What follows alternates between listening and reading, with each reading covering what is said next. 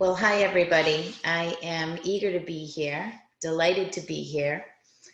And I am planning to share with you some thoughts around crisis.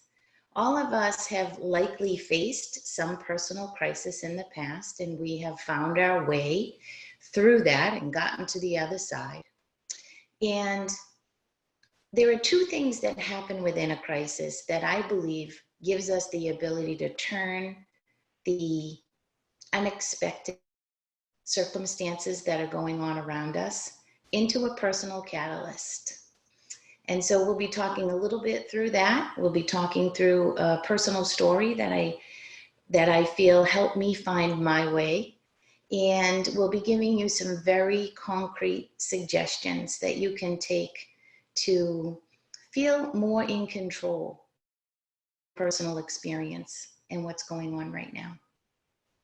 And so the two things that make a crisis a catalyst are we have emotions that are triggered in reaction to what's going on to the outside circumstances, things that we can't control. And those emotions peak and then they settle, and then they surge and then they settle. And as they do that, we are personally adjusting to a new norm. The second thing that happens is that there's periods of contemplation, quiet contemplation, where that adjustment brings us to a different place. We're standing in a new place, different circumstances going around that give us a new view or a perspective. And in that quiet contemplation, we have a chance with the new eyes, the new view, to update beliefs that no longer serve us, to update the priorities that are most important to us, to update the desires that have maybe been put on a back burner as we're tending to what was maybe the most dominant need in the room. And ultimately, we may just find ourselves updating our whole entire approach to life. I know that I see all kinds of evidence around that around me on a daily basis. And so historically, we have faced personal crises one at a time. I'm in crisis, my world around me stays safe, stable. And I think the key difference that's going on right now is we're all really facing this crisis together. And so as it hits all of us at once, we all already face decisions that we didn't have to make a couple of weeks ago. We can easily fast forward our minds a few months in advance and understand that we're going to be standing in a new norm, a new life experience. And each of us are going to get there differently, and you've probably already seen some of these examples. Some will stand boldly in their opinions and shout them out very loudly, and some will share them quietly. Others will strive to continuously help, to ease the way for other people, and mostly that's done through kindness and compassion and cooperation. Others will focus on their time with their children, unexpected time that they have now that they wouldn't have had before. Some will be ruled by the fear that lives in their mind. And we're hoping that Dawn's series is going to help those people shift out of that mindset. And most of us will get to a place where we'll start to choose decisions deliberately by setting intention, measuring our progress, and adjusting as we need to. That's the makings of a strategic plan. Setting an intention, gauging our progress, and adjusting as we go. The concern in a crisis is the fear. And most fear comes down to, at the very, very core, financial insecurity or concern about personal safety. And so what we're hoping to address today is how can you navigate what's ahead of us without getting caught up in fear? The question itself might even feel a little bit daunting. And so I'd like to share a bit of a personal story to demonstrate the importance of our perspective, our vantage point.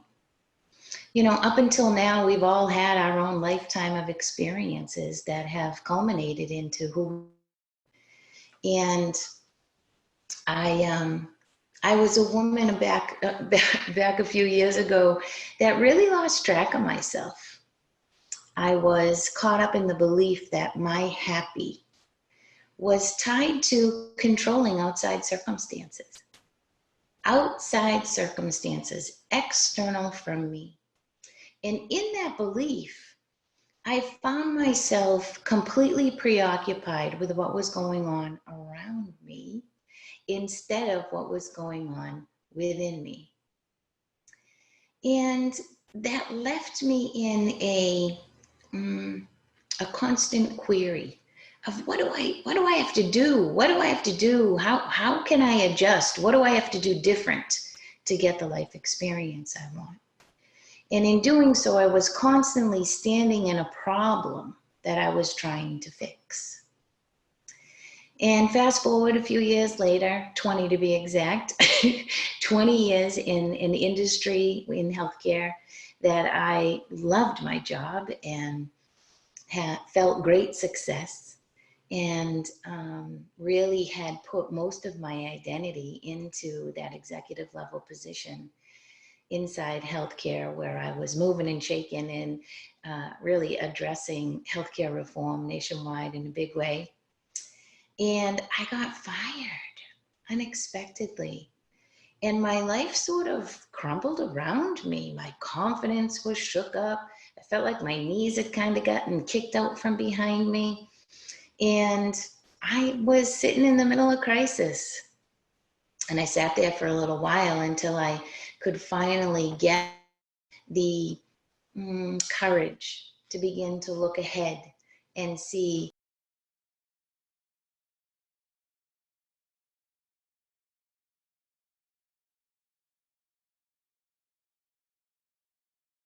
I'm sorry, I hit my mute button by mistake. I was invited to speak at a Women's Prosperity Network event, and it caused me to really take a deep look at what had been the influences that have the outside influences that really had brought me to where I was standing at that present moment in time. And for all of us, we have influences that come from our families. You know, my mom, she has a great imagination, and she made the best birthday parties. We had fairy wands, and oh, we felt like princesses every time. She's an amazing creative person, and she made our life fun. And then I fast forwarded into school, and I left the safety net of my family and stepped into kindergarten with Mrs. Foote. And I was terrified. It was all kinds of things that I had never experienced before. And I spent most of every day in kindergarten crying on her lap, where she taught the class with me on her lap. And I realized through going through that scary experience that I really was going to be okay outside the bounds of my family. 5th grade was Mrs. Smith, favorite teacher in the whole entire world. And she made me realize I was smart and I could learn. And she helped me to believe in myself. 7th grade was Miss Hughes in the Girls Club, and she brought us on adventures. She helped me to see outside the small world that I had been limited to in my life experience in the southeast corner of Massachusetts. She brought us on adventures, a group of girls who had great fun together. We really had a good time. Team sports in high school became very important to me, and Miss Costa was the field hockey coach. And man, she taught me grit, and she taught me the importance of being a member of a team and showing up to do my job in a way that would impact everybody else that was on my team. And those women leaders in my high school years were very, very important to me. I like to think about the media of the time. I graduated in 1981. And I like to think of the media at the time and the influence that also led to me. And as a young teenager, Cher was a big part of my life. I thought she was brilliant in her boldness. She was so bold about who she was. She didn't care what anybody thought. And that was a great example to me to step into who you are, even when it's different from the others around you. Meg Ryan in that movie where she faked the orgasm scene in the coffee shop, that was hysterical to me. And it really showed me that she too was going to embrace the joy that she felt was fun and light after, and not really be concerned with what others were thinking about her. And last was Julia Roberts in that movie, Pretty Woman. That was a movie that influenced me greatly. I saw the acts of kindness lead to the character in the movie, Julia Roberts' character, stepping outside of what had trapped her, which was her own limited thinking. And so then I took it a step further. And I started to think about the women who have come before me, the brilliant minds who are no longer here in the physical plane, but who influenced the world in big ways. And they too were bold people. I was asked to speak at this WPN Women's Prosperity Network event, and it was tied to Women's History Month. And so I started thinking about the women who had influenced me in a bigger way. And I love the book Think and Grow Rich, Napoleon Hill's book Think and Grow Rich. And I appreciate the teaching that he has around that most people who are successful have a loving environment around them, a nurturing, loving environment that sort of fosters an atmosphere in their home and in their personal relationships. And so I got curious about Napoleon Hill's wife. Her name is Rosalie Biel Hill, and she was his second wife, and she was actually brilliant enough, even though he was a penniless author when they met. She was brilliant enough to ask for a prenuptial way back before it was sort of the norm. And they pulled that book together. They pulled it together. They pulled the completion of that book, Think and Grow Rich, together with her as the editor. And she provided that for him through that role as the editor, through the role of wife, but mostly in that creating the loving environment, the atmosphere around them that allowed them both to succeed. And that book is still the #1 bestseller in the self-help world. The next woman I thought of honoring today was Amelia Earhart, a woman before her time. She lived where her dreams were, flying around the world. I honor that. I appreciate that, the power of our dreams. And it is a wonderful time for us to be thinking about where our dreams live and not lose sight of where we're headed. This work allowed me to realize I had made 3 promises to myself. And they weren't really out loud on a list, 1, 2, 3, prior to doing this preparation for this event back in January of 2019. But I realized they were there all the time. These promises, I'm going to share them with you right now. The first one is to reach beyond what I already know.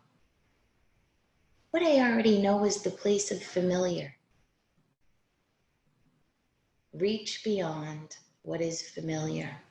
Reach beyond what I already know. The second one is realize the joy along the way. If I wait for my joy to be at the end where my destination is, could be a pretty lonely, boring journey. But by looking for the joy along the way, the entire path to my destination is one that I can cherish. And third is to revel in the joy of life with other people who also are in love with life. And so I am quite intentional about who it is I surround myself with, who it is I share my time with, in an effort to revel in the joy of life together.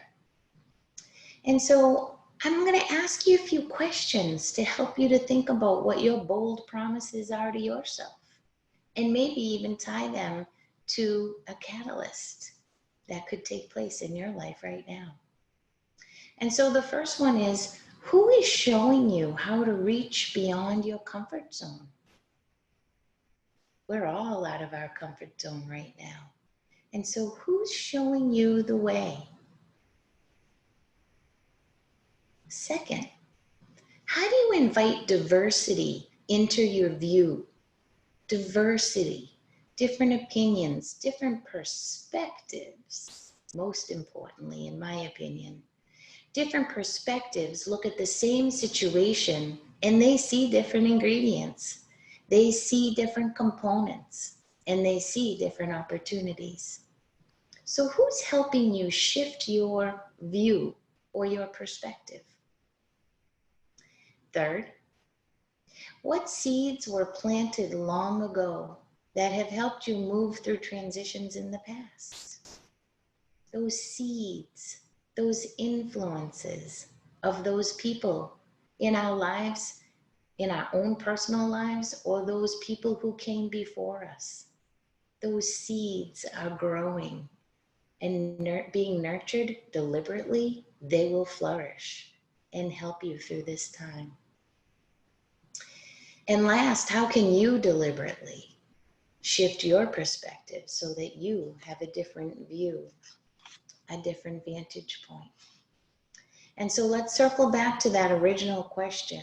How can you navigate your way through the maze ahead of us so that you don't get caught up in fear?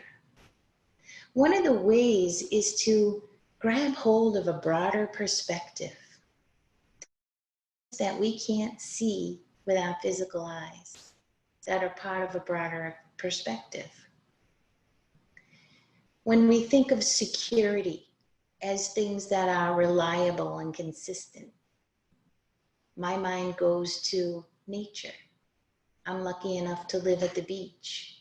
And so the ocean comes and goes with each tide every day, and I don't have to do anything. That's my definition of reliable. My body is reliable. My heart beats, my blood pumps, my lungs breathe. Reliable, consistent, security. Fostering thoughts of those reliable things that I don't have to do anything, to trust that they're going to be there. They're going to do their job. They're going to do their part.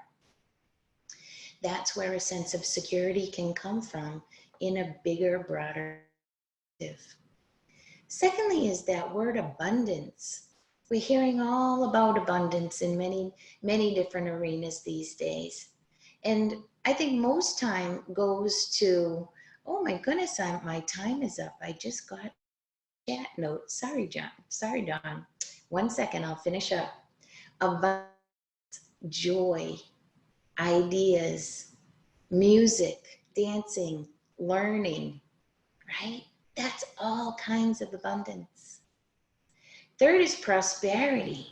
When we tie prosperity to freedom, freedom of choice, freedom of thought, freedom of focus, freedom of clarity, freedom of strategy. And last, well-being. A general perspective that even though things are so weird, different right now, things are going to work out. There'll be a new norm. We're all adjusting, and it's going to be okay. This is an opportunity for you to refine your approach to life. And so 6 quick suggestions. I want to be sure I'm following with what I promised. 1, find a neutral advisor. Get their help to address your concerns about money. I am lucky enough to have Echo Karis be a part of my life, and she is managing my economic relief applications for me so that I don't have to get caught up in the fears and the constant thinking about money. Find a neutral advisor. 2, change your abundance metrics to one of the things that I just identified. 3, sit in quiet contemplation with those who came before us, those wise souls who've already been here and have a broader view. 4, create a spiritual mastermind. We all love masterminds. Create a spiritual one with the Amelia Earharts and the Rosalie Biel Hills of the world that speak to you personally. It'll help you regain trust of yourself. And then watch for the unexpected that you can embrace, that will help you to find your way in this time. I thank you very much, and I apologize for going over. Sending you much love.